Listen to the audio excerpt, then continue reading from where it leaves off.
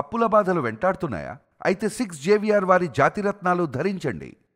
Welcome to fight talk with Lalit Kumar. ఈరోజు మన guest BJP leader Ravichandra Reddy గారు మనతో ఉన్నారు. ఆయనతో మాట్లాడదాం. నమస్తే రవిచంద్ర. నమస్కారం. ఏంటి రవిచంద్రారెడ్డి గారు, మీ బీజేపీ పార్టీ ఆంధ్రప్రదేశ్లో ఉందా లేదా? ఆంధ్రప్రదేశ్లో బలం పుంజుకుంటుంది. ఆల్రెడీ కొంత బలాన్ని సంతరించుకుంది. కూటమి అధికారంలోకి వచ్చిన రోజు నుంచి కూడా పోటీ చేసిన 10 ఎమ్మెల్యేల్లో 8 గెలవడం జరిగింది. 6 ఎంపీ స్థానాలకు గాను 3 ఎంపీ స్థానాలని గెలవడం జరిగింది. దాని తర్వాత మరో 2 రాజ్యసభ సీట్లు కూటమి అలయన్స్లో భాగంగా బీజేపీ పొందడం జరిగింది. అలాగే సోమవీర్రాజు గారు మళ్ళా ఎమ్మెల్సీ కావడం జరిగింది. పార్టీ పెరుగుతోంది. ముఖ్యంగా దగ్గుపాటి పురంధేశ్వర్ గారు పార్టీని పెంచారు. పెంచిన పార్టీని ఇప్పుడు మాధవ్ గారు సారథ్యం తీసుకున్నారు. ఈ సారథ్యం తీసుకున్న క్రమంలో అన్ని జిల్లాల్లో కూడా ఆయన పర్యటన మొదలై ఆ పర్యటన యొక్క పేరును కూడా సారథ్యం అనే పేరుతోనే మొదలుపెట్టారు.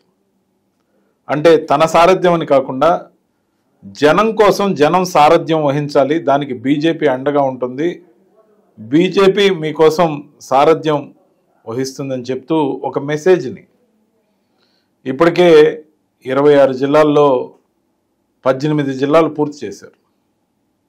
సో మిగతా జిల్లాలు కూడా తిరుగుతున్నారు. తన టీంని అనౌన్స్ చేశారు. నిన్న కూడా కొంతమందిని అనౌన్స్ చేయడం జరిగింది.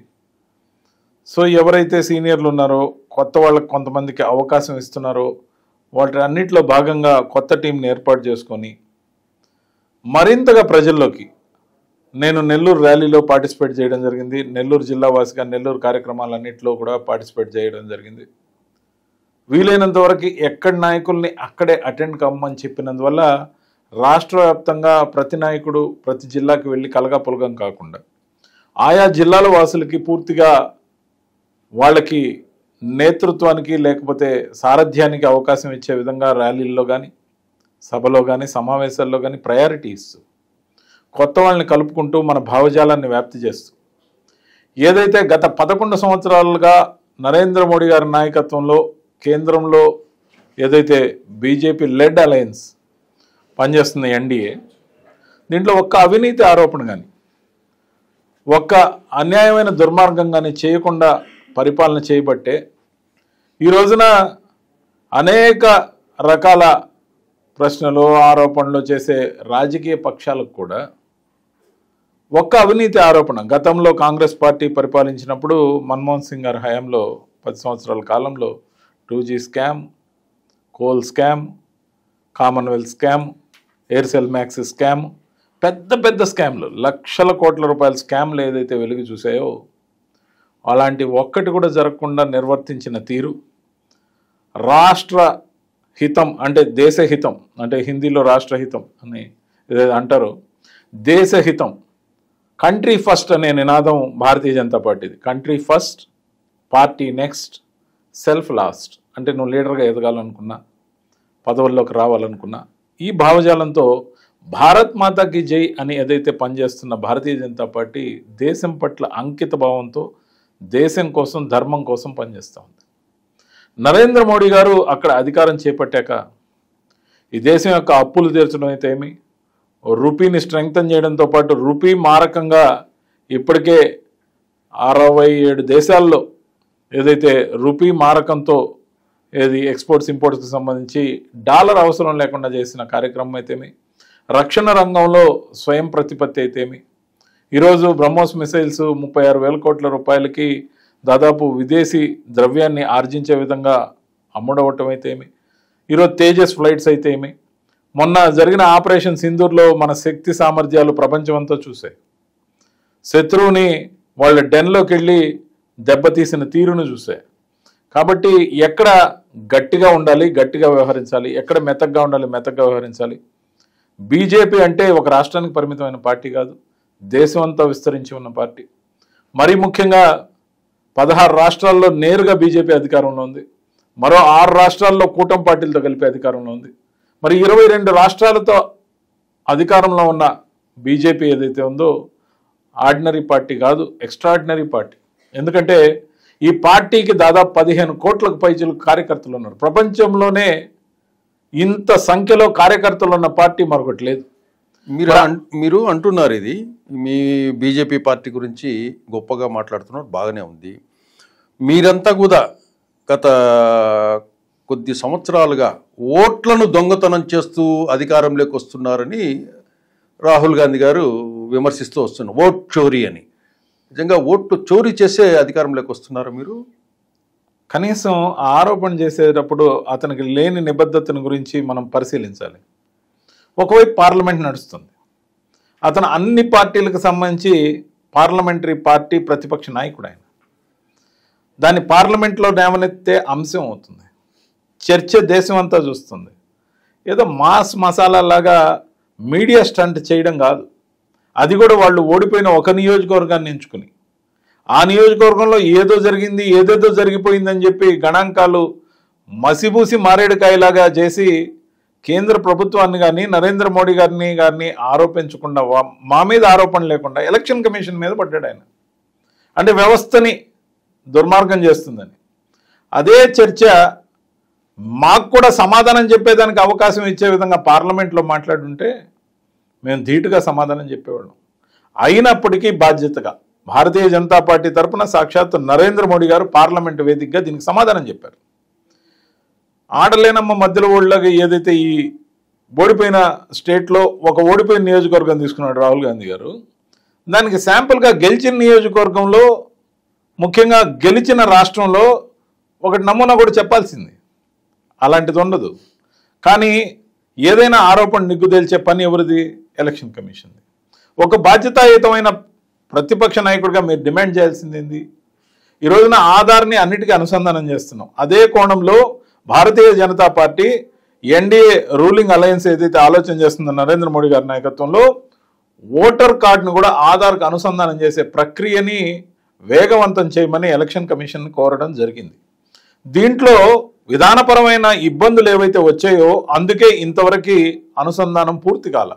ఎందుకంటే రోహింగ్యాలు, వలసదారులు, అక్రమ చొరబాటుదారులు, అటు వెస్ట్ బెంగాల్ కానీ బీహార్ కానీ అనేక రాష్ట్రాల్లో ఏదైతే వేళ్ళు ఉనుకొని వాళ్ళ వేలిముద్రలతో సహా ఆధార్ కార్డులు కూడా సమకూర్చుకుని, వాళ్ళు రేషన్ కార్డులు సమకూర్చుకొని బలీయంగా వ్యవస్థీకృతంగా ఉన్నారు. ముందు వాళ్ళని వేరువేసే కార్యక్రమం నడుస్తుంది.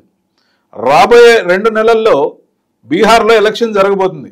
కొన్ని లక్షల ఓట్లు ఎవరైతే ఈ విధంగా పొందారో వాళ్ళని మేము తీసేసే కార్యక్రమం మొదలు పెడితే రాహుల్ గాంధీ గారిని వాళ్ళని ఓటు బ్యాంక్ గా పరిగణిస్తున్నారు. ముఖ్యంగా రోహింగ్యాలంతా వాళ్ళకి బాగా భావన. ఈ అక్రమ వలసదారులకి రేషన్ కార్డులు ఇచ్చి గతంలో ఏ విధంగా ప్రోత్సహించారు, లేకపోతే గతంలో ఏ విధంగా వాళ్ళని వేళ్ళు అనుకునేలా చేశారు, వాళ్ళని ఓటు బ్యాంకుగా, అది వెస్ట్ బెంగాల్ కానీ ఎక్కడ కానీ ఏ రాష్ట్రంలో కూడా వాళ్ళ దన్నుతో గెలవాలని వాళ్ళ ఓట్లు తీస్తుంటే ఏడుస్తూ కాంగ్రెస్ పార్టీ తరఫున చేస్తున్న ఆరోపణలు నిరర్థకమైన ఆరోపణలు, పసలేని ఆరోపణలు. నిజంగా పసి ఉంటే పార్లమెంటు వేదికగా ఆయన ప్రశ్నించలే. ఆధార్కి అనుసంధానం చేయండి, నకిలీ ఆధార్లు ఉంటే ఏరివేయండి, అక్రమ చొరబాటుదారుల్ని నిషేధించండి, వాళ్ళ దేశాలకు తిప్పి పంపండి అని ఆయన ఎప్పుడన్నా మాట్లాడా? ఎందుకంత ప్రేమ వాళ్ళంటే? అంటే భారతీయుల మీద భారతీయ జనతా పార్టీకి ప్రేమ ఉంది. కాంగ్రెస్ పార్టీకి ఓటు బ్యాంకులుగా పనికొచ్చేవాళ్ళు ఎవరు వచ్చినా పర్లేదు, వాళ్ళకి ఓటర్ కార్డు రేషన్ కార్డు ఇప్పించి వాళ్ళ ద్వారా ఓటు వేయించుకోవాలి, ఓటు బ్యాంక్గా చూడాలనే దుర్మార్గం రాహుల్ గాంధీ. కాబట్టి దీంట్లో పసలేదు. కాబట్టి ఇలాంటివన్నీ నిరర్థకమైన ఆరోపణలు. ఎలక్షన్లో మీ భావజాలాన్ని ప్రచారం చేయండి. ఇప్పటి వరకు మీకు అజెండా లేదు, మీకు నాయకత్వం సరైన దశ లేదు. రాజకీయం అంటే టైంపాస్గా come and go, touch and go అన్నట్టుగా ఉండకూడదు. నిరంతరం రాజకీయ ప్రక్రియ ప్రజల కోసం పనిచేస్తూ ఉండడమే. 2-3 రాష్ట్రాల్లోనే అధికారంలో ఉంది ఈ రోజున కాంగ్రెస్ పార్టీ, కర్ణాటక, హిమాచల్ అండ్ తెలంగాణ. మరి ఈ ఫీడింగ్ మీద కాంగ్రెస్ పార్టీ నడుస్తుంది, కానీ కాంగ్రెస్ పార్టీ చేసే కార్యక్రమాల మీద కాంగ్రెస్ పార్టీ నడుస్తుందా? నడవట్లేదు. కాబట్టి అది ఇప్పటికీ కూడా ఇండి కూటమిగా అనేక పార్టీలతో ఏదైతే కలిసి ఉందో అందువల్ల ఇంకా ఉనికిని కాపాడుకునే ప్రయత్నం కోసం, నాయకత్వం కోసం, ఆరోపణలు అందరికన్నా నేనే గొప్పవాడిగా ఆరోపణలు చేస్తున్నానే ఆత్రంతో చేస్తున్న ఆరోపణలు తప్ప రాహుల్ గాంధీ గారి ఆరోపణలు పసలేదు. ఖచ్చితంగా ఆయన నికార్సైన ఆరోపణలు చేసినా, డొల్ల ఆరోపణలు చేసినా దీంట్లో నిగ్గు తెలుసుమని భారతీయ జనతా పార్టీ కోరుతుంది, ఎలక్షన్ కమిషన్ కోరింది. దాంట్లో సరైన విచారణ కూడా జరుగుతుంది. ఇంకోటి రవిచంద్ర రెడ్డి గారు, ఇప్పుడు నెక్స్ట్ మనం ఆంధ్రప్రదేశ్ వరకు చూద్దాం. ఆంధ్రప్రదేశ్లో కూటమికి సంబంధించిన పాలనా తీరు కానీ, కూటమిలో మీ బీజేపీ పార్టీకి ఆ కంట్రిబ్యూషన్ కానీ, అసలు కూటమిలో బీజేపీ పార్టీ ఉందా లేదా అనే పరిస్థితుల్లో ఆంధ్రప్రదేశ్ బీజేపీ ఉంది. ఇప్పుడు ఇంతకు మీరు కూటమిలో ఉన్నట్లా లేనట్లా? ఖచ్చితంగా కూటమిలో ఉన్నట్టే. కూటమిలో ఉండబట్టే మొన్న కూటమి విజయం ఆ దశలో ఏదైతే టైట్ ఫైట్ అవుద్దనుకున్న దశలో ఏకపక్షంగా రావడానికి ఒకరికి ముగ్గురు, Telugu Desam party, Janasena party, BJP కలిసి త్రిశూల వ్యూహంతో ఏదైతే వచ్చారో, జగన్మోహన్ రెడ్డి గారు ఒక్కడైపోయి మరీ దారుణమైన ఓటమిని చవిచూడడం జరిగింది. సో దాంతోపాటు యాంటీ ఇన్కంబెన్సీ, దాంతోపాటు అవినీతి ఆరోపణలు, దాంతోపాటు కొత్తగా ఇచ్చిన చంద్రబాబు నాయుడు గారి యొక్క సూపర్ 6 హామీల్లో ప్రజల్లో ఉన్న ఆశ, బీజేపీ అలుపెరగని నాయకత్వంతో పనిచేస్తున్న నరేంద్ర మోడీ గారి చరిష్మా, దాంతోపాటు పవన్ కళ్యాణ్ గారి యొక్క చరిష్మా అన్నీ కలిసి 164 సీట్లు తెచ్చిపెట్టాయి. బీజేపీ ఉందా లేదా, జనసేన ఉందా లేదా అనే ప్రశ్న ఇక్కడ తలెత్తదు. ఇక్కడ రూలింగ్ లెడ్ అలయన్స్ ఏదైతే ఉందో ఎన్డీఏ, కేంద్రంలో బీజేపీ నరేంద్ర మోడీ గారి నాయకత్వంలో పనిచేస్తుంది, ఆంధ్రప్రదేశ్లో చంద్రబాబు నాయుడు గారి నాయకత్వంలో పనిచేస్తుంది. డిప్యూటీ సీఎంగా పవన్ కళ్యాణ్ గారు ఉన్నారు, మా పార్టీని రిప్రజెంట్ చేస్తూ సత్యకుమార్ గారు మినిస్టర్గా ఉన్నారు. వివిధ పదవుల్లో నామినేటెడ్ పదవులు కూడా ఇస్తూ ఉన్నారు. అన్నిట్లో సరిగ్గా అకామిడేట్ చేస్తూ బీజేపీకి తగినంత గౌరవం ఇస్తున్నారు. కాబట్టి కూటమి సలక్షణంగా ఉంది, కలిసి కొనసాగుతుంది. కూటమి ధర్మాన్ని పాటిస్తూనే బీజేపీ నిరంతరం శ్రమించే పార్టీ, కార్యకర్తల పార్టీ, అనేక విభాగాలు ఉన్న పార్టీ, అన్ని మోర్చాలు ఉన్న పార్టీ. అంటే BC Morcha, SC Morcha, minority Morcha, OBC Morcha, మహిళా మోర్చా, ఇట్లా అన్ని విభాగాలతో పాటు ఏవీవీపీ, ఇట్లా అన్ని కార్యక్రమాలు, కిసాన్ మోర్చా ఏదైతే ఉన్నాయో అన్ని రకాలుగా మేము పార్టీని పటిష్టం చేసుకుంటున్నాం. వ్యవస్థీకృతంగా కార్యకర్తల్ని నింపుకుంటున్నాం. మేము నిరంతరం కార్యకర్తల్ని సేకరిస్తూనే ఉన్నాం. మాకేం టైం ఫ్రేమ్ లేదు. ఇది 2030 వరకు నిరంతర సభ్యత్వం తీసుకుంటాం. ఈరోజు తీసుకుంటాం, ఆన్లైన్ సభ్యత్వం తీసుకుంటాం, తర్వాత క్రియాశీల సభ్యత్వం తీసుకుంటాం. ఒక్కొక్కరి ద్వారా 50 మందికి పైగా చేర్చడం అంటూ రెఫరల్తో జరిగితే వాళ్ళు క్రియాశీల సభ్యులు అవుతారు. క్రియాశీల సభ్యులు మాత్రమే ఏ పదవికైనా అర్హతను పొందుతారు. బీజేపీలో ఒక సిస్టమేటిక్ విధానం 365 రోజులు జరుగుతుంది. పార్టీగా ఎదిగే కార్యక్రమం ఏదైతే ఉందో ఆంధ్రప్రదేశ్లో నిరంతరాయంగా జరుగుతుంది. ఇంకోటి రవిచంద్ర రెడ్డి గారు, ఏపీ లిక్కర్ స్కామ్లో జగన్మోహన్ రెడ్డి అరెస్ట్ కాకుండా బీజేపీ పార్టీ రక్షిస్తుంది అనే టాక్ వినపడుతుంది. నిజంగా మీరు జగన్మోహన్ రెడ్డి రక్షిస్తున్నారా? ఇవన్నీ కూడా మీడియా స్పెక్యులేషన్. కేసు బలంగా ఉంటే మిథున్ రెడ్డి గారిని గురించి కూడా అలాగే అన్నారు. మరి మిథున్ రెడ్డి గారు పార్లమెంట్లో ఫ్లోర్ లీడర్గా వైఎస్ఆర్సీపీకి ఉన్నారు, అరెస్ట్ కాలేదా? అసలు పేరు మధ్యలో రాని చెవిరెడ్డి భాస్కర్ రెడ్డి గారు కూడా అరెస్ట్ అయ్యారు. సో వాళ్ళని వీళ్ళనే కాదు, సబ్స్టాన్షియల్ ఎవిడెన్స్లు ఉన్నప్పుడు గతంలో ముఖ్యమంత్రిగా పనిచేసిన వ్యక్తి కాబట్టి కేసు వీగిపోయే విధంగా కాకుండా కేసు నిలబడే విధంగా సంపూర్ణమైన సాక్ష్యాధారాలు ఉంటే ఎవరిని స్పేర్ చేయాల్సిన అవసరం లేదు. బీజేపీ విధానంలో ఖచ్చితంగా చట్టం తన పని తాను చేసుకుపోవాలనే విధానమే తప్ప మీరు దానికి మోకాలు అడ్డాల్సిన అవసరం లేదనేది మీరు ఈ మాట అంటున్నారు. కానీ ప్రజల్లో ఎలా ఉందంటే ఆలోచన, గత కొన్ని సంవత్సరాలుగా జగన్మోహన్ రెడ్డి తన అక్రమాస్తుల కేసులో కోర్టుకు హాజరు కాకుండా బెయిల్ మీద ఉండటానికి ప్రధాన కారణం బీజేపీ అండదండలే. కాబట్టి ఇప్పటి వరకు కూడా ఆయన కోర్టుకు హాజరు కావటం లేదు అనే చర్చ జరుగుతుంది ప్రజల్లో. బీజేపీ అన్ని అండదండలు ఇస్తే, ఆయన బీజేపీతో కలిసి పోటీ చేస్తుంటే గత ఎలక్షన్ ఓడిపోయేవాడా? ఆలోచించండి. ఆయన బీజేపీతో ఏ రోజు కలిసి లేడు. అంశాల ప్రాతిపదికగా ఇప్పుడు కూడా రాష్ట్రపతి, ఉపరాష్ట్రపతి ఎన్నిక ఏదైతే ఉందో దానికి కూడా ఎన్డీఏకి మద్దతు తెలపడం జరుగుతూ ఉంది. అంశాల ప్రాతిపదికగా అప్పట్లో ఉన్న 22 మంది ఎంపీలని, మరి రాజ్యసభ సభ్యుల్ని అందరినీ మద్దతుగా ఎన్డీఏకి ఇవ్వడం జరిగింది. ఇది కొత్త ఏం కాదు. ఆంధ్రప్రదేశ్లో చంద్రబాబు నాయుడు గారు బీజేపీకి, ఎన్డీఏకి మద్దతు ఇచ్చారు. అలాగే జగన్మోహన్ రెడ్డి గారు ఇచ్చారు. గతంలో ఉత్తరప్రదేశ్లో మనం చూస్తే అఖిలేష్ యాదవ్ గారికి సంబంధించిన ఎస్పీ కానీ మాయావతి గారికి సంబంధించిన బీఎస్పీ కానీ రెండు పార్టీలు కూడా ఎన్డీఏకి మద్దతు తెలిపాయి బయట నుండి. ఎన్డీఏ పార్ట్నర్లు అయి ఉండాల్సిన అవసరం లేదు. విధి విధానాల పరంగా అంశాల ప్రాతిపదికన ఏదైనా బిల్లులు వచ్చినా లేకపోయినా ఒక్కొక్కసారి వీళ్ళ విధానాలు నచ్చాయి, మనం పార్లమెంట్లో కంప్లీట్గా వీళ్ళకి మద్దతుగా ఉందాం, దాని ద్వారా రాష్ట్రానికి ఏమైనా కావాలంటే అడిగితే మేలు జరుగుతుంది, మన ప్రతిపక్షంలో ఉండి కూడా మన ఏరియాలను అభివృద్ధి చేసుకుంటే తిరిగి మనం గెలవచ్చనే ఆలోచన కూడా ఉండొచ్చు. కాబట్టి రాజకీయ కోణంలో ఎవరికి మద్దతు ఇవ్వాలనేది ఒక విలక్షణమైన అవకాశం.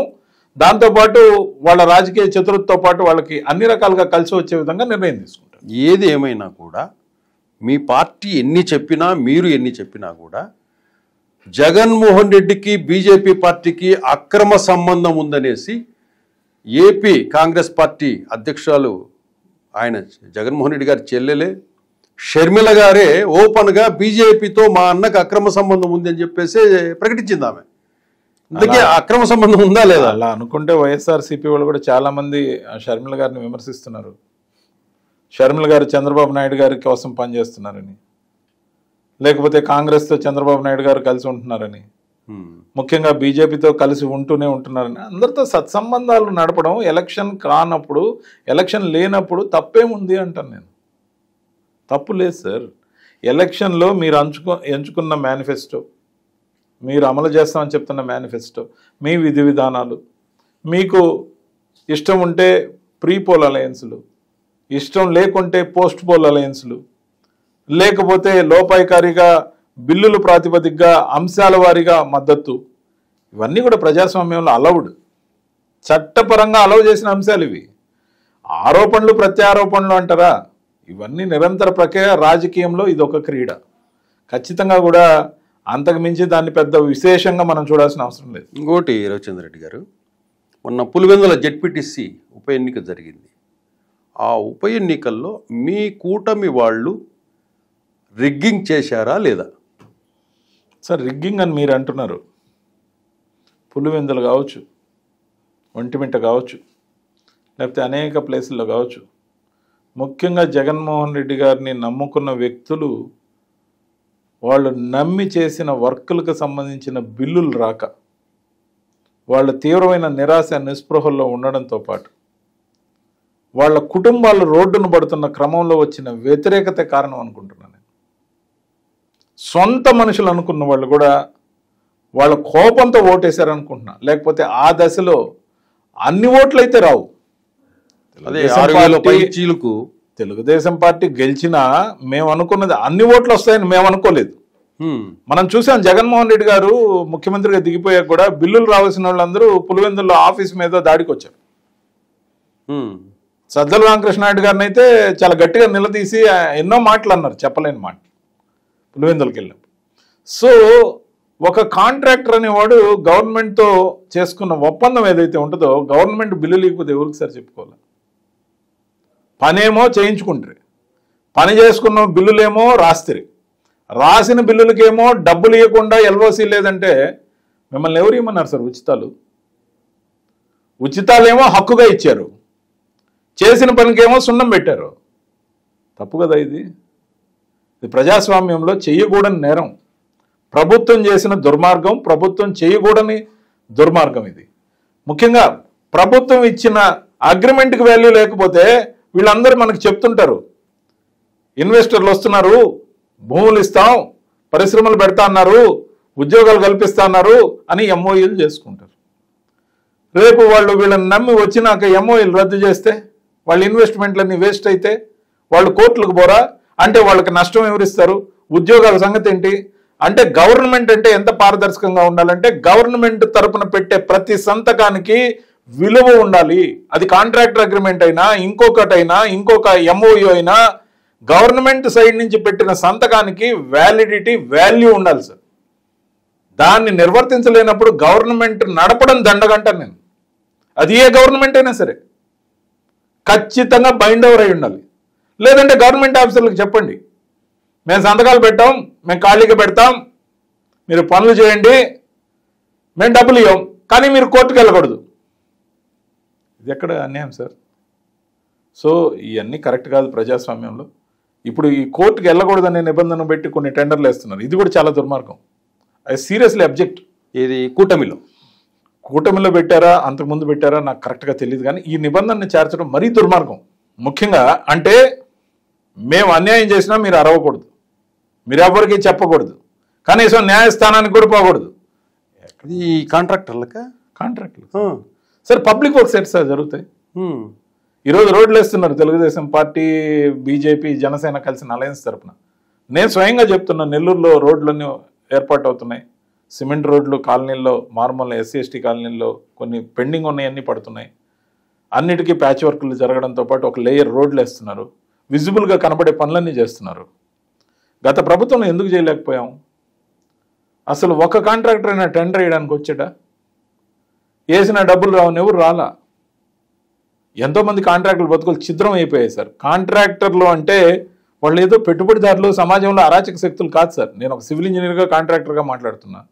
కానీ కాంట్రాక్ట్ వర్క్లు ఆంధ్రప్రదేశ్లో, తెలంగాణలో, కర్ణాటకలో చేయకూడదన్న విధానపరమైన నిర్ణయం గత 10 సంవత్సరాల నుంచి నేను పాటిస్తున్నా. గత ప్రభుత్వంలో కూడా ఎటువంటి వర్కులు చేయలే. సో నేను అధికార కూటమి ఆ రోజున ఆ పార్టీలో ఉన్నప్పటికీ, ఎందుకంటే ఇక్కడ ఉన్నంత రాజకీయ వాతావరణం కాంట్రాక్టులకు సంబంధించి విమర్శలు ఎక్కడ ఉండవు. కాంట్రాక్టర్ అనేవాడు is nothing like head mason. ఎవరైతే ఒక 100 రూపాయలకు సంబంధించిన దాన్ని 70కో 80కో పాడుకుంటాడు, ఆ పాడుకున్న దాన్ని సరైన టైంలో పని చేయకపోతే బ్లాక్ లిస్ట్లో పెడతారు. అలా కాకుండా మీరేమో డబ్బులు ఇవ్వకపోతే మేము ఎక్కడికి కోర్టులకు పోకూడదు, బ్లాక్ లిస్ట్లో ప్రభుత్వాన్ని పెట్టాలి. యాక్చువల్గా ఆ ప్రభుత్వానికి నైతిక హక్కు లేదు ఆ విధంగా వైలేట్ చేయడానికి. ఒకవేళ వైలేట్ చేస్తే రాబోయే రోజుల్లో కూడా ముఖ్యంగా ప్రతి ఒక్కడు అక్కడో ఇక్కడో డబ్బులు తెచ్చి పరపతితోని అప్పు చేసి పెట్టుబడి పెడతాడు సార్. ఆ పరపతి అంతా పోవడంతో పాటు, అవసరానికి డబ్బు అందకపోవడంతో పాటు, వడ్డీలు ఏవైతే పడి 5 ఏళ్ళు బిల్లులు ఇవ్వలేదో, కొంతమంది ఆత్మహత్యలు కూడా చేసుకున్నారు కదా సార్. మా ఇంట్లో నా సొంత తమ్ముడికి 5 సంవత్సరాలు బిల్లు ఇవ్వలేదు సార్. నేను అధికార పార్టీలో ఉండి. ఇప్పుడైనా వచ్చాయా ఈ కూటమి గవర్నమెంట్ ఏర్పడిన తర్వాత ఆ కాంట్రాక్టర్లకు ఏమైనా కొంత అయినా మీరు విడతల వారీగా ఇప్పుడు రిలీజ్ చేయడం జరుగుతుంది. అంటే చిన్న బిల్లుల నుంచి కొంచెం. మీరు చెప్పేది నరేగా బిల్లులే కదా అవి? నరేగా బిల్లు కాదు sir, any public work. It may be A canal work, it may bund work, it may be A road work, it may A bridge work, any work sir related to government of Andhra Pradesh. Civil works so ఖచ్చితంగా ఇవ్వాలి కదా sir. ఇవ్వాలి. So లేదంటే government side సంతకాలు పెట్టొద్దండి. So ముఖ్యంగా ఇలాంటి నేపథ్యంలోనే పులివెందుల ఒంటిమిట్ట ఈడ్చుకుంటాయి. అందుకే ఆ స్థాయిలో నెగిటివ్ ఓటింగ్ వచ్చింది. కానీ పబ్లిక్లో వీళ్ళు ప్రచారం ఎలా ఉందంటే, టీడీపీ అధికారంలో ఉంది కాబట్టి, కూటమి అధికారంలో ఉంది కాబట్టి వాళ్ళంతా రిగ్ చేసుకున్నారు కాబట్టి 6,000 పైచులకు ఓట్లు వచ్చాయి అనేసండి. కాకపోతే వైసీపీ అభ్యర్థికి మరీ అంత దారుణంగా ఓట్లు రావడం కూడా అది కూడా అంత దారుణంగా ఓట్లు రావడానికి మాత్రం 100% కారణం అదే. ఒకవేళ వాళ్ళు చేస్తున్న ఆరోపణలో పస ఉంది, వాళ్ళు రిగ్ చేసుకున్నారు, వాళ్ళు అధికారంలో ఉన్నారు కాబట్టి అంటే మీరు కుప్పంలో ఆ రోజు అలాగే గెలిచారా? మరి నెల్లూరులో 53కి 53 డివిజన్లు గెలిచాం, అన్ని అలాగే గెలిచారా? సో అన్ని దగ్గరలో ఇలాగే గెలిచారా? ఇనానిమస్లు అన్ని ఏది మాచర్లు కానీ, లేకపోతే పొంగనూరు కానీ, లేకపోతే ఆ రోజు అధికారంలో ఉన్నాం కాబట్టి ఎన్నో ఇనానిమస్లు అయిపోయినాయి కదా. అవన్నీ మీరు బెదిరించేశారా? అంటే ఆ రోజు మీరు చేసింది ఈ రోజు చేస్తున్నారని మీరు చెప్పదలుచుకున్నారా? అనే ముందు గతం గురించి కూడా ఆలోచించుకోవాలి. ఇంకోటి రవిచంద్ర రెడ్డి గారు, మీరు వైసీపీ పార్టీలో అధికార ప్రతినిధిగా ఉండేసి బీజేపీ పార్టీకి వచ్చారు. ఇటీవల వైసీపీ పార్టీ పరిస్థితులు కొన్ని గమనిస్తూ ఉంటే, వైసీపీ పార్టీని జగన్మోహన్ రెడ్డి పూర్తిగా వదిలేశాడు అని ఒక చర్చ జరుగుతుంది. అట్లాగే పార్టీనంతా కూడా సజ్జల రామకృష్ణారెడ్డి గారు నడిపిస్తున్నారు, నాట్ జగన్ రెస్ట్లో ఉన్నాడు, పార్టీని సజ్జల రామకృష్ణారెడ్డి గారు నడిపిస్తున్నారనే టాక్ వినపడుతుంది. వాస్తవమేనా ఇది? 100% వాస్తవం, ఇందులో ఎటువంటి సందేహం లేదు. ముఖ్యంగా నేను ఆ రోజున కాంగ్రెస్ పార్టీ నుంచి వైఎస్ఆర్సీపీలోకి పోయింది జగన్మోహన్ రెడ్డి గారిని చూసి, జగన్మోహన్ రెడ్డి గారి పార్టీలో పనిచేయడం కోసం వెళ్ళాను. పార్టీ వదిలి నేను వచ్చింది జగన్మోహన్ రెడ్డి గారి పార్టీ అని నేను భావించను. సజ్జల రామకృష్ణారెడ్డి గారి పార్టీ నుంచి బయట వచ్చి పార్టీని పూర్తిగా కబ్జా చేశారు. ఈయనకున్న బద్ధకం కావచ్చు, అలసత్వం కావచ్చు, మన పని మనమే చేయాలి. జగన్మోహన్ రెడ్డికి మన పని మనమే చేయాలి సార్. మనం క్రౌడ్ పుల్లర్గా అప్పుడప్పుడు వచ్చి కనపడడం కాదు. అధికారంలో ఉంటే సమీక్షలకే పరిమితమైన జగన్మోహన్ రెడ్డి గారు ఏ రోజైనా పార్టీని పట్టించుకున్నారా? పార్టీని పట్టించుకుని ఉంటే ఆయనకి ఓటమి వచ్చేదే కాదు. సార్ చంద్రబాబు నాయుడు గారిని మీరు చూడండి, తన నిర్ణయాలన్నీ సొంతంగా తనే తీసుకుంటారు. అది రాజకీయ నిర్ణయాలు అయితే అసలు ఎవరికీ వదలరు. ఆయన పరిపాలన విషయంలోనూ ఎవరికి వదలరు. ఆయన నిర్ణయాలన్నీ ఆయనే తీసుకుంటారు. ఆయన సమీక్షలు చేయట్లేదా? పర్యటనలు చేయట్లేదా? పార్టీ ఆఫీస్కి వెళ్ళట్లేదా? ముఖ్యమంత్రిగా ప్రతి వారం పార్టీ ఆఫీసులో ఎన్ని గంటలు గడుపుతారు? ఆ విషయంలో చంద్రబాబు నాయుడు గారిని మనం 100కు 100 మార్కులు ఇచ్చు. ఆయన పనితీరు కానివ్వండి, ఆయన ప్లాన్ ఆఫ్ 40 సంవత్సరాలు 24 years గత 40 సంవత్సరాల నుంచి ఆయన ఆ పార్టీని నిలబెట్టుకోవడానికి ప్రధానమైన కారణం ఇదే. 24 hours ఆయన షెడ్యూల్ అంతా చూస్తే ప్రజలతోనూ అధికారులతోనే గడుపు. దాన్ని మాత్రం మనం అప్రిషియేట్ చేయాల్సింది. ప్రజలతో అధికారులతో గడపడంలో ఎంత శ్రద్ధ వహిస్తాడో పార్టీ విషయంలో అంతే శ్రద్ధ తీసుకుంటారు. పార్టీకి సంబంధించిన ఆఫీస్కి ముఖ్యమంత్రిగా రెగ్యులర్గా వెళ్తారు, అందరితో ఇంటరాక్ట్ అవుతారు. పార్టీకి సంబంధించిన ప్రతి అంశాన్ని ఎవరికో అప్పచెప్పరు, ఎవరి నుంచైనా ఇన్పుట్ తీసుకుంటారు, కానీ నిర్ణయం చంద్రబాబు నాయుడు గారే చేస్తారు. ఆ మిస్టేక్ జగన్మోహన్ రెడ్డి చేశారంటారు. చేశారు, ఇప్పటికీ చేస్తున్నారు. జగన్మోహన్ రెడ్డి గారు ముఖ్యమంత్రిగా ఒక్కసారి అంటే ఒక్కసారి ఆఫీస్ ఓపెనింగ్ రోజు తాడేపల్లిలో వచ్చి వెళ్ళడం జరిగింది. ఆల్ టుగెదర్ 30 minutes నేను అక్కడే ఉన్నా రోజు. దాని తర్వాత మరి ఎప్పుడైనా పార్టీ కార్యాలయం గడప దొక్కారా? పార్టీ గురించి సమీక్ష జరిగిందా? నెలకొక్కసారి, ఎప్పుడైనా సంవత్సరానికి ఒక్కసారైనా అధికార ప్రతినిధులతో సమావేశమయ్యారా? వీళ్ళు మన గురించి ఏం మాట్లాడుతున్నారు, బయట ఏమనుకుంటున్నారని చిట్ చాట్ అన్నా చేశారా? అప్పుడప్పుడు మీడియా బీట్ రిపోర్టర్లతో అయినా కూర్చున్నారేమో, కానీ పార్టీ కోసం ఫ్రీ ఆఫ్ కాస్ట్ సొంత జోబి డబ్బు పెట్టుకొచ్చి పనిచేసిన అధికార ప్రతినిధులతో ఈరోజైనా మాట్లాడారా? ఇన్ కంపారిజన్ మీడియాకున్న విలువ, మీడియాకున్న పవర్ ఏదైతే ఉందో వాటి గురించి తెలిసిన చంద్రబాబు నాయుడు గారు అందరితో కలిసి మాట్లాడుతారు.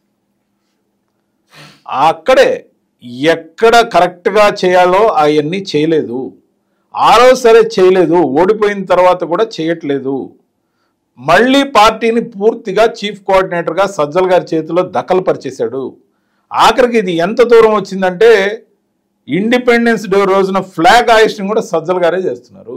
అదే పార్టీ ఆవిర్భావ దినోత్సవాన్ని ఆయనే నడుపుతున్నాడు. పార్టీ ఆవిర్భావ దినోత్సవం ఆయనే, ఇండిపెండెన్స్ డే ఫ్లాగ్ ఆయనే, చీఫ్ కోఆర్డినేటర్ ఆయనే, మిగతా కోఆర్డినేటర్లు అందరి మీద పెద్ద బాస్ ఆయనే. ఇప్పుడు ఎలా అయిందంటే అనధికార అధ్యక్షుడిగా సజ్జల రామకృష్ణారెడ్డి గారు వైఎస్ఆర్సీపీకి ఉన్నారు, గౌరవ అధ్యక్షుడిగా అప్పుడప్పుడు వచ్చిపోయే అధ్యక్షుడిగా జగన్మోహన్ రెడ్డి గారు ఉన్నారు.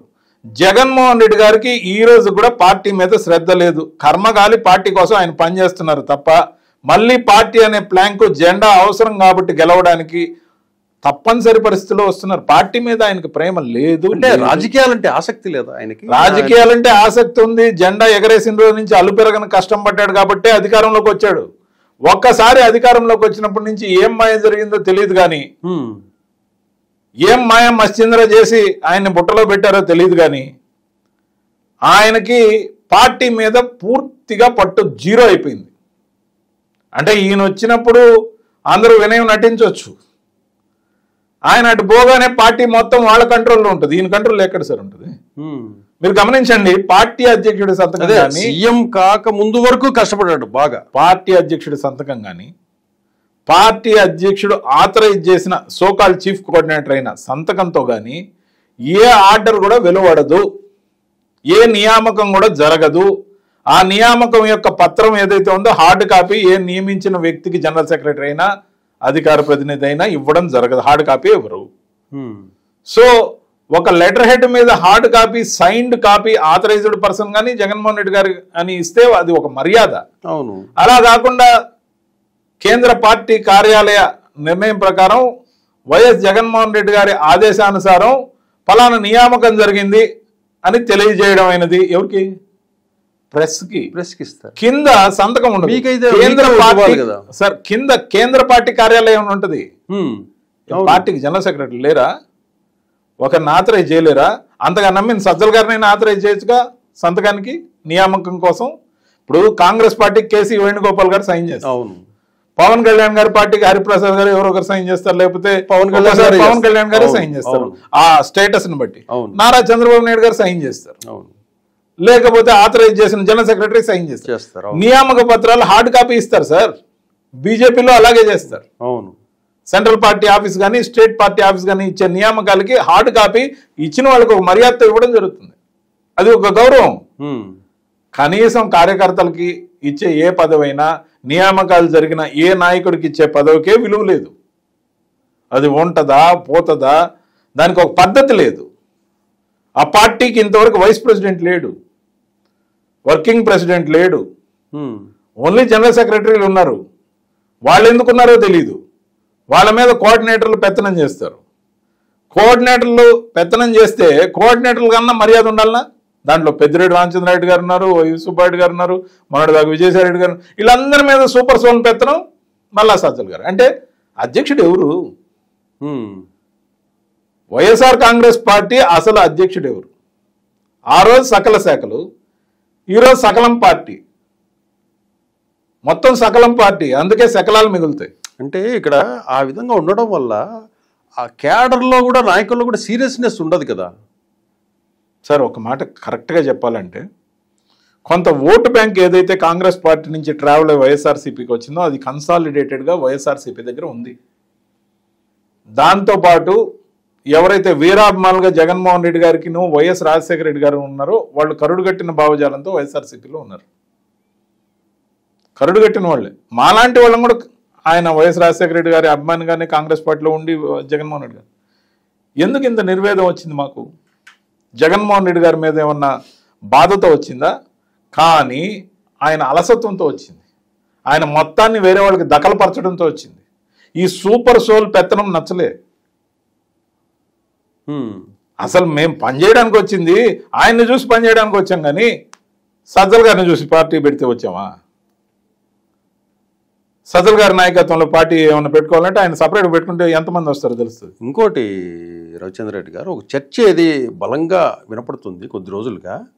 ఏమిటంటే ఇప్పుడు వైసీపీ పార్టీలో ఉన్న రెడ్డి సామాజిక వర్గంలోని నాయకులంతా కూడా భవిష్యత్తులో ఇంకా ఒక 5-6 నెలల్లో వైసీపీ పార్టీ బలహీన పడే పక్షంలో వీళ్ళందరూ బీజేపీలో చేరేందుకు, అంటే రెడ్డి సామాజిక వర్గం నాయకులంతా బీజేపీలో చేరేందుకు బీజేపీకి అందరూ టచ్లో ఉన్నారు, బీజేపీ కూడా వీళ్ళతో టచ్లో ఉందనే చర్చ జరుగుతుంది. వాస్తవమేనది సార్? ఒకప్పుడు బీజేపీకి అగ్రకుల పార్టీగా ముద్ర ఉండేది, కానీ అందరి పార్టీగా నరేంద్ర మోడీ గారు దీన్ని వ్యవస్థీకృతం చేయడంతో పాటు సబ్కే సాత్ సబ్కా వికాస్ నినాదంతో ప్రతి పేదవాడిని, అణగారిన వర్గాల్ని రేపు 29-30 తేదీల్లో సంచార జాతులకు సంబంధించి పెద్ద మీటింగ్ జరగబోతుంది. కేంద్రం నుంచి అతిథిగా వేరే కేంద్ర మంత్రి రాబోతున్నారు. అన్ని జిల్లా అధ్యక్షులు పార్టిసిపేట్ చేస్తున్నారు. నరేంద్ర మోడీ గారు దీని మీద స్పెషల్ డ్రైవ్ నిర్వహిస్తారు. సంచార జాతులు కానీ, ఎస్సీలు ఎస్టీలు కానీ, బీసీలు కానీ, ముఖ్యంగా ప్రతి ఒక్కరిని గౌరవిస్తూ ఆదరిస్తూ మైనారిటీలతో సహా, మా మైనారిటీ మోర్చా చాలా పటిష్టంగా ఉంది. బీజేపీ సమావేశం నిర్వహిస్తే మైనారిటీ మోర్చా మహిళలు ముందు వరుసల్లో కూర్చొని ఉంటారు. అది మామూలుగా ఫోటోగ్రాఫర్లకు అర్థం కాదు ఏంది ఇదని. సో ప్రెస్కి సో ఖచ్చితంగా కూడా మా దగ్గర కన్సాలిడేటెడ్గా అన్ని కులాలు, అన్ని మతాలు, ఎవరో చెప్తున్నట్టు ఒక మతానికి పరిమితమైన పార్టీ కదా ఇది, అందరి పార్టీ, భారతీయులందరి పార్టీ భారతీయ జనతా పార్టీ. దాంతోపాటు జగన్మోహన్ రెడ్డి గారికి రెడ్ల అండదండలు పుష్కలంగా ఉన్నాయి. గతంలో చాలా వీరోచితంగా ఫైట్ చేసి అధికారంలోకి తేవడం జరిగింది. గత ఎలక్షన్లో చాలామంది సీతకన్ను వేయడంతో పాటు కావాలని మనకేం పోయింది మంది కాదు ఈ పార్టీ అని వదిలేశారు. ముఖ్యంగా వలసలు కూడా పతాక స్థాయిలో జరిగాయి. చంద్రబాబు నాయుడు గారు కూడా దగ్గర తీశారు. కానీ పొరపాటున చంద్రబాబు నాయుడు గారు ఆ తప్పు చేయరు, కానీ రెడ్లని కొంచెం వివక్ష చూపిస్తున్నారని తెలిస్తే మళ్ళీ మొత్తం ఇప్పటికే అండర్ కరెంట్గా ఆ మెసేజ్ పంపించాలనే ఉద్దేశంతో ప్రతి నియామకం అనంతపూర్ నుంచి గుంటూరు వరకు అన్ని నియామకాల్లో రెడ్లకి 95% నియామకాలు జరుపుతున్నారు జగన్మోహన్ రెడ్డి గారు. ఎందుకు జరుపుతున్నారు? పోయినసారి ఎక్కడ తప్పు చేసామో ఈసారి దిద్దుకునే ప్రయత్నం చేస్తున్నారు. వాళ్ళని మళ్ళీ పోలరైజేషన్ వైపు డ్రైవింగ్ ఫోర్స్గా వాడుకో. ఎస్సీ ఎస్టీ బీసీలతో పాటు భారతీయ జనతా పార్టీ వైశ్యులు, బ్రాహ్మణులు, క్షత్రియులు, కమ్మ, కాపు, రెడ్డి అనే భావజాలంతో అందరినీ కలుపుకొని పోతున్న పార్టీ. ఇంకోటి ఇక్కడ ఏ కులమైనా కూడా అధికార పార్టీ కానీ ఎప్పుడైనా వాళ్ళని సప్రెస్ చేస్తుందని భావిస్తే ఆ కులం, అది రెడ్లు కావచ్చు, కమ్మలు కావచ్చు, ఇప్పుడు కమ్మ సామాజిక వర్గానికి జగన్మోహన్ రెడ్డి గారు చేసింది అన్యాయం కాదా, దుర్మార్గం కాదా? ఒక్క మంత్రి పదవి ఇచ్చారు మొదట, రెండోసారి ఇచ్చినప్పుడు అది కూడా లేకుండా చేశారు కదా, ఎంతటి అన్యాయం. ఇప్పుడు అంత కాలం నుంచి రూలింగ్ ఏదైతే పార్టీకి సంబంధించిన కమ్మ సామాజిక వర్గం ఉండిందో వాళ్ళందరినీ అవమానించినట్టు కదా. ఎప్పుడు అవమానిస్తారో అప్పుడు తిరుగుబాటు వస్తుంది. అది ఏ సామాజిక వర్గమైనా, అణగారిన వర్గమైనా, అగ్రకులమైనా, ఎప్పుడు తిరుగుబాటు వస్తుందో అది కసిదీరా పనిచేస్తారు. కసిదీరా పనిచేసినప్పుడు ఖచ్చితంగా రాజకీయ పార్టీలు ఫలితాన్ని చూస్తాయి. ఆ విధమైన కోణంలో ఒకవైపు వైఎస్ జగన్మోహన్ రెడ్డి గారు తన ప్రయత్నం తాను రెడ్డి సామాజిక వర్గాన్ని దగ్గర తీయడానికి చూస్తుంటే, ఎందుకంటే సుదూర తీరాల వరకు మరో రెడ్డి సామాజిక వర్గానికి సంబంధించి ముఖ్యమంత్రి అయ్యే అభ్యర్థి ఎవరు కనపడక వాళ్ళు ఆ విధంగా ఆలోచన చేస్తుండొచ్చు. కానీ బీజేపీ అందరినీ ఆదరించినట్టే రెడ్డి సామాజిక వర్గానికి కూడా సముచిత స్థానం కల్పిస్తుందన్న మెసేజ్ ఈరోజు వెళ్ళింది. అది కమ్మ సామాజిక వర్గమైనా, దగ్గుబాటి పురంధేశ్వరి గారు, సుజనా చౌదరి గారు, మరి అనేక మంది మా పార్టీలో, ఇటు రెడ్డి సామాజిక వర్గం కిరణ్ కుమార్ రెడ్డి గారు, నిన్న కూడా కాపు రామచంద్రారెడ్డి గారికి అక్కడి నుంచి అనంతపురం నుంచి, రాయదుర్గం నుంచి వైస్ ప్రెసిడెంట్ ఇచ్చారు. సురేందర్ రెడ్డి గారికి నెల్లూరు నుంచి ఇచ్చారు. దయాకర్ రెడ్డి గారు అక్కడ జనరల్ సెక్రటరీగా ఉన్నారు. అదేవిధంగా రమేష్ నాయుడు కొత్తగా జనరల్ సెక్రటరీ అయ్యాడు, మా మిత్రుడే. సో రాజంపేట నుంచి అన్ని కులాలని కలుపుకుని పోయే పార్టీ సబ్కే సాత్. కానీ మీరు బీజేపీ పార్టీ వరకు చెప్తున్నారు, కానీ ఇందాక మీరు ఏదైతే కమ్మ సామాజిక వర్గానికి ఏ విధంగా జగన్మోహన్ రెడ్డి చేశాడో అలాగే మీ కూటమి ప్రభుత్వంలో కూడా రెడ్డి సామాజిక వర్గానికి అన్యాయం జరుగుతుంది, అన్యాయం చేస్తున్నారు అనే వాదన వినపడుతుంది. అది ఏ విధంగా అన్యాయం చేస్తున్నారో నేను చెప్తాను. ఉద్యోగాలకు సంబంధించి, పోస్టింగ్స్లో సంబంధించి రెడ్డి అనే పదం పేరు చివర ఉంటే వాళ్ళని లూప్ లైన్లో పెట్టేస్తున్నారు. ఇంకొకటి, అమరావతి రాజధాని వర్కుల్లో కూడా రెడ్డి సామాజిక వర్గాన్ని రెడ్డి అని ఉంటే గనక వాళ్లకు కాంట్రాక్ట్ వర్కులు కూడా ఇవ్వటం లేదు. అట్లా రెడ్లను ప్రత్యేకంగా వేరు చూసి వాళ్లకు జగన్మోహన్ రెడ్డి ఏ విధంగా అయితే కమ్మ సామాజిక వర్గాన్ని చేశాడో అదేవిధంగా కూటమి గవర్నమెంట్లో ఈ టీడీపీ వాళ్ళు ఈ విధంగా చేస్తున్నారనే ఒక చర్చ ఒకటి జరుగుతూ ఉంది. దీన్ని మీరు ఏ విధంగా చూస్తారు? ఇంకొకటి, అన్ని కులాలకు సంబంధించి చాలా వరకు కార్పొరేషన్లు ఏర్పాటు చేశారు వెనుకబడిన వాటి గురించి. ఇక్కడ ఒక రెడ్డి కార్పొరేషన్ మాత్రము ఏర్పాటు చేయకుండా పక్కన ఉంచారు. ఎందుకు? దానికి ఏమన్నా టార్గెట్గా రెడ్డి కార్పొరేషన్ ఏర్పాటు చేయకూడదని మీ కూటమి ప్రభుత్వం ఏమన్నా అనుకుందా? వైఎస్ఆర్ కాంగ్రెస్ పార్టీలో రెడ్డి సామాజిక వర్గానికి సంబంధించి కూడా కార్పొరేషన్ ఏర్పాటు చేయాలని నేను వైజాగ్ వేదికగా విజయసాయి రెడ్డి గారిని కోరడం జరిగింది. అప్పుడే ఆయన మీటింగ్లో సమాధానం చెప్తూ రెడ్డి కార్పొరేషన్తో పాటు క్షత్రియ కార్పొరేషన్, కమ్మ అంటే దీనికి సంబంధించిన కార్పొరేషన్, అన్ని కార్పొరేషన్లు ఏర్పాటు చేస్తామని చెప్పారు. వైఎస్ఆర్సీపీలో చేయడం జరిగింది. దాని అన్నిటికీ అధ్యక్షులు ఉన్నారు. వివక్ష ఎవరు చేసినా, అది కూటమి చేసినా, తెలుగుదేశం పార్టీ తరఫున చంద్రబాబు నాయుడు గారు చొరవ తీసుకుని అధికారంలో ముఖ్యమంత్రిగా ఉన్నది ఆయనే కాబట్టి ఏ వర్గాన్ని దూరం చేసుకోకూడదని నా అప్పీల్. ఎందుకంటే తెలుగుదేశంలో సాధారణమైన రెడ్డి నాయకులు లేరు. మీరు చూసుకోండి, రాయలసీమ నుంచి జేసీ కుటుంబం, అవును, తర్వాత కర్నూలు తీసుకోండి, కోట్ల కుటుంబం, కోట్ల, ఆళ్ళగడ్డ, బోమ అందరు ఉన్నారు. అలాగే చిత్తూరు తీసుకోండి, పల్లంనేని అమర్నాథ్ రెడ్డి కుటుంబం, అవును. మరి నెల్లూరు తీసుకోండి, వేమిరెడ్డి గారి కుటుంబం, ఆనం, కోటంరెడ్డి, మహామహులే ఉన్నారు, మహామహులు ఉన్నారు. అలాగే అన్ని దగ్గరలో పల్నాడు వరకు కూడా రెడ్డి సామాజిక వర్గానికి సంబంధించి అనేక మంది ఎమ్మెల్యేలు, మంత్రులుగా రాంప్రసాద్ రెడ్డి గారు ఉన్నారు, కడప నుంచి మాధవరెడ్డి గారు ఉన్నారు. సో చాలామంది ఉన్నారు. ఎవరిని ఏ వర్గాన్ని దూరం చేసుకునే అంత లౌక్యం లేని పని చంద్రబాబు నాయుడు గారు చేయరని అనుకుంటున్నాను. అదే ఇప్పుడు ఇప్పటికే ఆనం రామనారాయణ రెడ్డి గారు మంత్రిగా ఉన్నారు, రాంప్రసాద్ రెడ్డి గారు మంత్రిగా ఉన్నారు. రాబోయే రోజుల్లో కూడా ఎవరికి సంబంధించిన కోటా ప్రకారం వాళ్ళకి ఆ ప్రాధాన్యత ఆయన ఇచ్చే లౌక్యం ఆయనకి తెలుసు అని నేను అనుకుంటాను. మీరు ఇంకోటి అన్నారు, అమరావతికి సంబంధించి సబ్ కాంట్రాక్టులు కూడా రెడ్డి సామాజిక వర్గానికి సంబంధించిన కంపెనీలకు ఇవ్వద్దని, కొందరు డ్రైవర్లుగా ఎక్కడైనా డిపార్ట్మెంట్లో కార్పొరేషన్లో పనిచేస్తుంటే రెడ్డి అని వాడి పేరుంటే వాళ్ళని తీసేసినట్టు, ఇవన్నీ కూడా ఆరోపణలు వస్తున్నాయి. ఇలాంటివి ఏదన్నా ఉంటే కూటమి తరపున మేము వీటన్నిటిని పరిశీలనకు తీసుకోమని, ఏ వర్గాన్ని దయచేసి దూరం చేసుకోవద్దని, కూటమి కలకాలం కలిసి ఉండాలని, కూటమి మళ్ళీ మళ్ళీ విజయం సాధించాలంటే వైఎస్ఆర్సీపీ వేసే ఎత్తుగడల్లో మనం దొరకద్దని నేనైతే కోరుకుంటున్నాను. ఇప్పుడు ఏంటంటే ఏదైతే జగన్మోహన్ రెడ్డి కమ్మ సామాజిక వర్గాన్ని ఏ విధంగా అయితే వేధించాడో అటువంటి పని చంద్రబాబు నాయుడు చెయ్యడు అనేది ఒక నమ్మకం, కూటమి ప్రభుత్వం చెయ్యదనేది అదొక నమ్మకం. వీళ్ళను అడాప్ట్ చేసుకోలేదు, వీళ్ళని ఖాళీగా వదిలేస్తున్నారు రెడ్డి సామాజిక వర్గాన్ని కూటమి కానీ, టీడీపీ కానీ, జనసేనలు కానీ, బీజేపీలు కానీ ఎందుకు అడాప్ట్ చేసుకోవటం లేదు అనేది చర్చ. అంటే వాళ్ళని అట్లా వదిలేసి నాకు తెలిసినంత వరకు అలాంటిది జరగదని నేను కోరుకుంటున్నా, జరగకూడదని కూడా కోరుకుంటున్నా. ఏ ఒక్క వర్గం, అది రెడ్డి సామాజిక వర్గం కాదు, ఏ ఒక్క కులానికి సంబంధించిన వాళ్ళని కూడా తక్కువ చేసే లక్ష్యంతో చంద్రబాబు నాయుడు గారు పని చేయరు అనుకుంటున్నా. ఒకవేళ అలా జరుగుతుంటే వెంటనే దాని గురించి సరిదిద్దాల్సిన అవసరం ఉందని కూడా నేను అప్పీల్ చేస్తున్నాను. ఇప్పుడు ఏంటంటే మొన్న కార్పొరేషన్ సామాజిక వర్గ కార్పొరేషన్ ఏర్పాటు చేశారు, కానీ ఈ కాపు సామాజిక వర్గము సంబంధించిన కార్పొరేషన్ అన్నీ ఉన్నాయి, కానీ రెడ్డి కార్పొరేషన్ మాత్రము వాళ్ళు అనౌన్స్ చేయలేదు. దాన్ని బట్టి మిగతా అందరూ కూడా రెడ్డి సామాజిక వర్గంలో ఏ విధంగా చర్చ జరుగుతుందంటే, మమ్మల్ని చూడు మాకు కార్పొరేషన్ ఏర్పాటు చేయలేదు, కక్ష గట్టి మా మీద జగన్మోహన్ రెడ్డి మీద కోపంతో మాకు కార్పొరేషన్ లేకుండా చంద్రబాబు నాయుడు చేశాడనే వాదన రెడ్డి సామాజిక వర్గంలో బలంగా వినపడుతుంది.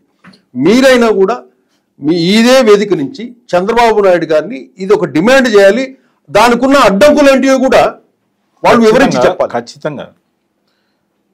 ఖచ్చితంగా ఈ దిశగా చంద్రబాబు నాయుడు గారు కానీ, లోకేష్ గారు కానీ, పవన్ కళ్యాణ్ గారు కానీ, మరి మా పార్టీ నుంచి కూడా రిప్రజెంటేషన్ విధంగా అప్పీల్ చేయడంతో పాటు దీన్ని వెంటనే పరిశీలించాల్సిందిగా నేనైతే పెద్దల దృష్టికి తీసుకెళ్తా. గతంలో ఉన్న కార్పొరేషనే, కొత్త కార్పొరేషన్ ఏం కాదు, ఇది కొత్తగా ఏర్పాటు చేయాల్సిన అవసరం కూడా లేదు. ఈ మెసేజ్ ఏదైతే ఉందో వాళ్ళని తగ్గిస్తున్నారని ఉన్న మెసేజ్, దాన్ని వెంటనే సీల్ చేయాల్సిన అవసరం ఉంది. ముఖ్యంగా కేసీఆర్ గారు కూడా ఇక్కడ తెలంగాణలో రెడ్డి కార్పొరేషన్ ఏర్పాటు చేశారు, రెడ్డి భవన్ని ప్రారంభించారు, అన్నీ చేశారు. సో అన్ని కులాలకు ఇచ్చిన ఇంపార్టెన్స్ ఒక వర్గానికి, ఒక కులానికి ఇవ్వకుండా ఏరివేత కార్యక్రమం చేసి ఆ కులం పూర్తిగా సంపూర్ణంగా ఒకవైపే పోలరైజ్ అయ్యే అవకాశం ఉంటుంది. అవును, ఖచ్చితంగా అలాంటి చర్యలు ఏమి జరగకూడదని, ఖచ్చితంగా ఈ విషయాన్ని చంద్రబాబు నాయుడు గారి దాకా తీసుకెళ్తామని మేము బీజేపీ తరఫున కూటమిలో కూడా దీన్ని ఒక చర్చనీయాంశంగా తీసుకెళ్ళి, అది ఏ కులమైనా, ఒక రెడ్డి కులం అనే కాదు. ఇకపోతే రెడ్లందరూ బీజేపీ చూస్తున్నారంటే, బీజేపీ చాలా పెద్ద పార్టీ సార్, సాధారణమైన కార్యకర్తకు కూడా రక్షణ ఇచ్చే పార్టీ. అది రెడ్డి కావచ్చు, ఇంకొకరు కావచ్చు, ఏ కులమైనా కావచ్చు. మాకు రక్షణ కావాలి, దేశం కోసం పనిచేయాలని ఆలోచించిన మరుక్షణం వ్యక్తి ఆరాధన అవసరం లేదు, మనం దేశం కోసం నిలబడదాం అనుకున్న మరుక్షణం చూసే ఏకైక పార్టీ బీజేపీ. భారత్ మాతాకి జై అని ఏదైతే నినాదంతో పనిచేస్తుందో భారతీయ జనతా పార్టీ మాత్రమే పనిచేస్తుంది. సహజంగానే అది రెడ్లైనా ఎవరినైనా అణచివేతకు గురి చేస్తే వారైనా, మరి ఏ సామాజిక వర్గం అయినా కూడా ఆంధ్రప్రదేశ్లోనే కాదు, ఈరోజు కేరళలో కాదు, మరి అన్ని ఏరియాల్లో కూడా బీజేపీ 18% పెరిగింది సార్ కేరళలో ఓటింగ్. అడేం పొత్తులు లేవు. నేను అనేది క్రమక్రమంగా బీజేపీ బలం పెంచుకుంటూ పోతుంది. అధికారంలో లేని రాష్ట్రాల్లో కూడా, భారతదేశం అంతా అండమాన్ దాకా విస్తరించి ఉన్న పార్టీ సార్. సో ప్రపంచంలోనే అత్యంత ప్రజాస్వామికంగా ఏదైతే పార్టీ స్ట్రక్చర్ని నడుపుతుందో భారతీయ జనతా పార్టీ. దీంట్లో వ్యక్తి ఆరాధనకు మించి సిద్ధాంతం యొక్క ఆరాధన, భారతదేశం మీద భక్తి, దేశభక్తి, ప్రధానమైన అంశం దేశభక్తి. ఇక్కడ మూలమైన ఇంగ్రీడియంట్ కంట్రీ ఫస్ట్. సో ఖచ్చితంగా రాజకీయాల్లోకి వచ్చేవాళ్ళు వాళ్ళకో వీళ్ళకో జై కొడితే వచ్చేది ఏంటంటే, వాళ్ళకు అధికారం వస్తే వాళ్ళు ఇచ్చే ఓ పదవి, ఓ ఎమ్మెల్యే టికెట్, ఓ ఎంపీ టికెట్, మరి మంత్రి పదవి, ఇంతే కదా. భారతీయ జనతా పార్టీ కోసం పనిచేస్తే భారతదేశం కోసం పనిచేస్తున్నట్టు. మీకు అవకాశం వచ్చినప్పుడు మీరు పనిచేసే ప్రాధాన్యత క్రమంలో మీకున్న సిన్సియారిటీ ప్లస్ సీనియారిటీ కూడా బీజేపీ చూస్తుంది. ఎంతకాలం నుంచి నిబద్ధత మన ఐడియాలజీ మీద నిలబడ్డాడని. అదే సమయంలో ప్యారలల్గా వలసలు వచ్చే వాళ్ళని కూడా అకామిడేట్ చేస్తుంది బీజేపీ. వాళ్ళ సామర్థ్యం రీత్యా వాళ్ళని కూడా యాడ్ చేసుకోబట్టే ఇన్ని రాష్ట్రాల్లో అధికారంలోకి వచ్చింది. లేకపోతే అదే ఒక్క పాత సిద్ధాంతం ఉన్నోళ్లతోనే నడపాలనుకుంటే ఈ స్థితికి బీజేపీ ఇన్ని రాష్ట్రాల్లో అధికారంలోకి వచ్చేది కాదు. అంటే పాత కొత్త కలయికల్ని సామర్థ్యం ప్రాతిపదికగా అందరికీ సరైన న్యాయం చేస్తూ ముందుకు తీసుకెళ్తోంది బీజేపీ. ఇంకోటి రవిచంద్ర రెడ్డి గారు, ఆంధ్రప్రదేశ్లో కొంతమంది బీజేపీ నాయకుల్ని బీజేపీ సరిగా వాడుకోలేకపోతుంది. అట్లాగే ప్రధానంగా రాయలసీమకు సంబంధించి కొంతమంది బలమైన నాయకులు ఉన్నారు. అంటే ఎగ్జాంపుల్ నల్లారి కిరణ్ కుమార్ రెడ్డి గారు, ఇట్లా చెప్పుకుంటూ పోతే స్టేట్లో చాలామంది ఉన్నారు. రాయలసీమలో బలంగా కూడా పార్టీని తీసుకెళ్లొచ్చు. అటువంటిది వీళ్ళను కొంచెం ఎంగేజ్ చేయటం లేదు, వీళ్ళ సర్వీసెస్ వాడుకోవడం లేదు బీజేపీ పార్టీ అనే వాదన జరుగుతుంది. సార్, అధ్యక్ష పదవి ఒక్కటే ఒక కోణంలో అగ్రెసివ్గా పనిచేయడానికి ఉపకరించే అంశం కాదు. కిరణ్ కుమార్ రెడ్డి గారికి ఇచ్చే అసైన్మెంట్ బట్టి ఆయన ఆ పని చేయొచ్చు. రేపు రవిచంద్ర రెడ్డికి ఇచ్చే అసైన్మెంట్ని బట్టి ఆ పని చేయొచ్చు. అసైన్మెంట్ ఇచ్చినప్పుడు ఏ డిజిగ్నేషన్ ఇస్తారనే దానికంటే ఇచ్చిన అసైన్మెంట్ ప్రామాణికతే పెద్దది. ఆ కోణంలో మనం పనిచేసినప్పుడు డిజిగ్నేషన్స్ అయ్యే వస్తాయి. నాయకత్వం అంటే ఏ అసైన్మెంట్ ఎవరికి అప్పచెప్తారో దానికి మనం నాయకత్వం వహించినట్టే. ఇప్పుడు మిలిటరీలో అనేక జోన్స్ ఉంటాయి సార్. ఒక స్క్వాడ్రన్ లీడరు ఆ బెటాలియన్కి ఖచ్చితంగా కూడా నాయకుడు. అక్కడ మనం విజయం సాధించే కొంది మనం ఖచ్చితంగా పెద్ద స్థాయిలో మెడల్స్ పొందొచ్చు. కాబట్టి ఖచ్చితంగా ఇచ్చే అసైన్మెంట్ ప్రామాణికతగా బీజేపీ అసైన్మెంట్లు ఇవ్వడం జరుగుతుంది. రాబోయే రోజుల్లో మీరు చూస్తారు. ఇంకోటి, ఆంధ్రప్రదేశ్లో బీజేపీకి సరైన వాయిస్ ఇచ్చేవాళ్ళు అంటే ప్రతిపక్ష పార్టీలను కానివ్వండి, బీజేపీ విధానాలు కానివ్వండి, లేకపోతే ప్రత్యర్థులు టీవీ డిబేట్స్లో కానివ్వండి, ఇతరత్ర మీడియా వాటిల్లో కూడా ఈ బీజేపీ నాయకుల వాయిస్ చాలా తక్కువ, కొద్దిమంది ఉంటారు. ఎవరు, మన భానుప్రకాష్ రెడ్డి టీవీ చర్చల్లో కనపడుతుంటారు. అట్లాగా ఒక 3-4 వ్యక్తులు కనపడతారు తప్పితే ఈ వాయిస్ ఉన్నవాళ్ళు తక్కువ ఏం చెప్పాలి ఆంధ్రప్రదేశ్లో. ఏంటి ఇక్కడ వీళ్ళని సెలెక్ట్ చేసుకోవటం లేదా, మీకు సరైన వాళ్ళు లేరన్న? మీకు ఒక విషయం చెప్పాలి. వేరే అన్ని పార్టీల కన్నా సిద్ధాంతం ప్రాతిపదికన తయారై వచ్చిన బీజేపీకి సంబంధించిన ప్రతి నాయకుడు అద్భుతంగా మాట్లాడతాడు. ఒక కిసాన్ మోర్చా అధ్యక్షుడైన మా కుమారస్వామి గారు మాట్లాడుతుంటే నాకు చప్పట్లు కొట్టాలనిపించింది. ఆయన కృష్ణా జిల్లాకు సంబంధించిన కమ్మ సామాజిక వర్గానికి సంబంధించిన సీనియర్ లీడర్. రైతుల ఆవేదనల గురించి మాట్లాడుతుంటే దాంట్లో నేను ఒకప్పుడు కాంగ్రెస్ పార్టీ తరఫున మాజీ కిసాన్ సెల్ అధ్యక్షుడిగా ఆంధ్రప్రదేశ్ పనిచేస్తున్నది. నాకు డయాస్ మీద కూర్చునే అవకాశం ఇచ్చారు, సాధారణమైన బీజేపీ సభ్యుడిని అయినప్పటికీ. సో అంత అద్భుతంగా మాట్లాడతారు. ఒక స్పోక్స్ పర్సనే కాదు, ఒక మోర్చా లీడరే కాదు, ప్రతి ఒక్కరు కూడా ట్రైన్డ్. మాట్లాడే విధానంలో చాలామంది మంచి ఆరేటర్స్ ఉన్నారు. మీరు గమనిస్తే మంచి ఆరేటర్స్ అందరూ పార్లమెంట్లో ఉన్నారు, సభల్లో ఉన్నారు. మీరు గమనించండి. అది సుష్మా స్వరాజ్ గారి దగ్గర నుంచి అమిత్ షా గారి దాకా, అరుణ్ జైట్లీ గారి దగ్గర నుంచి నరేంద్ర మోడీ గారి దాకా, అసలు గ్రామీణ స్థాయి నుంచి ప్రతి చిన్న నాయకుడి దాకా డిబేట్లలో కూడా అద్భుతంగా మాట్లాడతారు. అందరూ మాట్లాడతారు. కానీ రావాల్సినంత పేరు వాళ్ళకి రాలేదేమో, కానీ దొరకాల్సినంత టైం వాళ్ళకి దొరకలేదేమో. కానీ మాకు శ్రీకాకుళం నుంచి పూడి తిరుపతిరావు గారు ఉన్నారు, ఎంత బాగా మాట్లాడతాడు. అలాగే ప్రతి ఒక్కరు వీళ్ళంతా రావడం లేదంటే కనుక మీరు సరిగా మీడియా మేనేజ్మెంట్ మీకు సరిగా చేయటం చేత కావటం లేదని. మీడియాకు వస్తున్నప్పటికీ మీడియాలో కూటమిలో ఉన్నందున బీజేపీ యొక్క వాయిస్, బీజేపీ యొక్క సిద్ధాంతాన్ని గురించి మేము మాట్లాడే అవకాశం తక్కువ. యాంకర్ ఏదైతే లైన్ తీసుకుంటాడో అది ఈరోజు పులివెందులో జరిగిన ఓటింగ్ సంబంధించా, లేకపోతే వివేకానంద రెడ్డి గారి మర్డర్ కేసు పరిమితం అయిపోతుంది అక్కడి వరకు, లిక్కర్ కుంభకోణమా, అంతవరకే ఏదైతే అంశం తప్ప ఆ అంశానికి గీటు దాటి మాట్లాడాల్సిన అవకాశం బీజేపీ ప్రతినిధికి దొరకట్ల. అలా దొరకనప్పుడు ఆ పరిధి కానప్పుడు మమ్మల్ని అలౌ చేయరు కాబట్టి మా సిద్ధాంతాలు చెప్పుకునే వేదిక మాకు సరిగ్గా దొరకట్ల.